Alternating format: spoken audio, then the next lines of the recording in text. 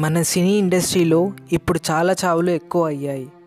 మొన్న విజయసాయి, ఇవాళ మహేష్ బాబు, రమేష్ బాబులకు స్వయంగా మేనమామ అయిన పద్మాలయ రాంబాబు గారు అకాల మరణం చెందారు.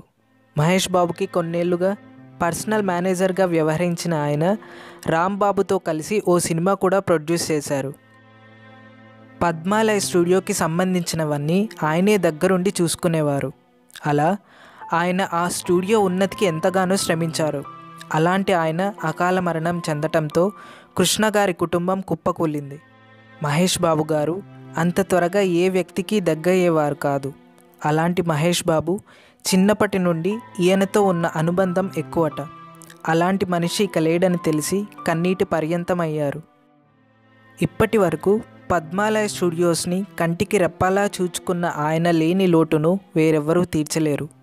టాలీవుడ్ ఇండస్ట్రీలో శాఖమూరి రాంబాబు గారు అంటే ఎవరికీ తెలియకపోవచ్చు, కానీ పద్మాలయ రాంబాబు అంటే గుర్తుపట్టని వాళ్ళు ఉండరు.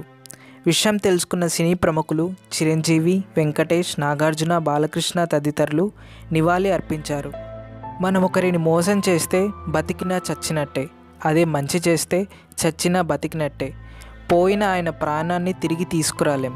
అందుకే ఆయన ఆత్మ ఎక్కడున్నా శాంతించాలని కోరుకుందాం. మీరు కూడా ఆయన ఆత్మ శాంతించాలని కోరుకుంటే ఆర్ఐపి రిప్ అని మీ సంతాపాన్ని కామెంట్స్ రూపంలో చెప్పండి. ఈ వీడియో మీకు నచ్చినట్టయితే లైక్ చేసి మన ఛానల్ని సబ్స్క్రైబ్ చేయండి. Thanks for watching.